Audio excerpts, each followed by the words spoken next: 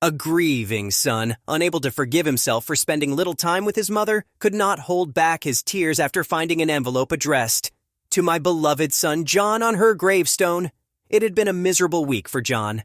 The guests left one by one, patting his shoulder and offering condolences. The 35-year-old stood by his mom's armchair, her usual resting spot, and stared outside at the broad daylight with sorrowful eyes. "Mom, please come back," he said, tears welling up in his eyes. "I feel lonely without you. This grave silence is killing me. Please come back. Please give me a chance to tell you how much I love you. Please, Mom." John felt his throat closing up. He sniffled between broken words and looked up at his late mom, Carla's picture, blaming himself for what happened. "I should have been with you. It's all my fault," sobbed John. He kept staring at their family photos, slowly recalling the times he wished he could have still been her little boy who did not know the smell of money and worldly pleasure. "An envelope?" John exclaimed in shock. "It wasn't here when I came yesterday." "Mom, you always asked me if I ate on time. You were always concerned about my health. But what did I do?" He wept. "I was only occupied with my business and trips. I did not visit you despite knowing that you needed me." John closed his weepy eyes, his face resting on his mom's picture. It was also one of the last few photos John had clicked of her during his last visit almost 9 months ago. "I am such a terrible son. I am sorry, Mom. I should have come when you called to celebrate your birthday." Carla had known that her son was too busy at work. Although she did not want to disturb him or consume most of his time, she had yearned to cut her 65th birthday cake in John's presence. She dreamed about her big day, but an important business trip obstructed her joy. "Mom, I know, but I am sorry. I have to attend that meeting. I'll video call you while you cut your cake." "Okay, Mama," John had told her when she asked him to attend her birthday celebration 2 months ago. It shattered John's heart, recalling how he turned down his mom's invitation. "I knew your bidet was just an excuse. I knew you wanted to hug me, and I knew you missed seeing me," he cried. "I am such a bad son. Please forgive me, Mom."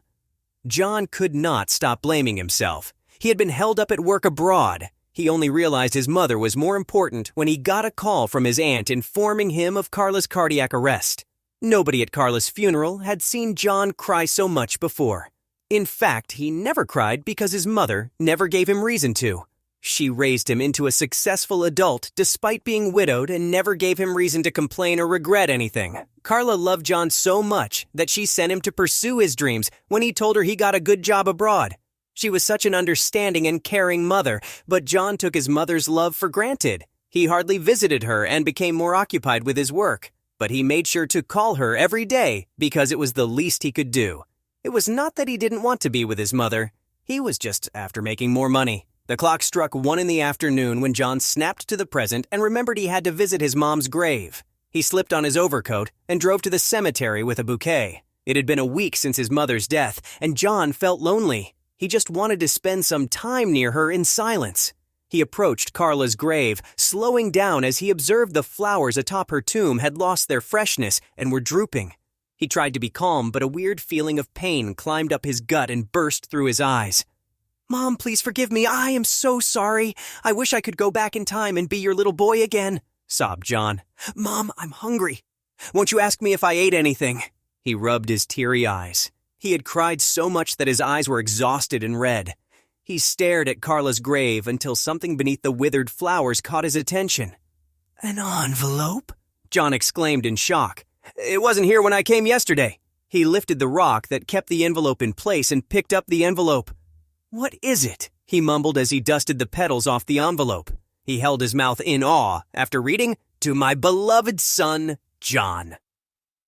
His heart began to race as he tore the envelope open and pulled out a letter that would later strike his heart with several emotions. It was from his mother. "Oh, Mama, please tell me this is unreal. I cannot bear this," he sobbed as he began to read Carla's farewell letter. "John, my baby, I know this would reach you when I would have already united with your daddy in heaven," read the first line. John could not hold back his tears as he continued reading. "Son, we may have barely met in months, but this distance strengthened our relationship.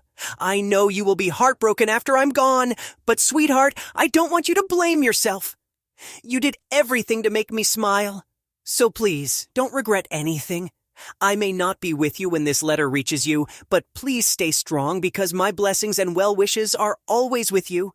Lastly, please thank my close friend Edith for delivering this letter to you as I wished. Love, Mama.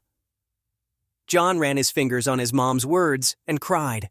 It was the only last memory he had of her. He tucked it into his blazer, not wanting his tears to smear his mom's last words.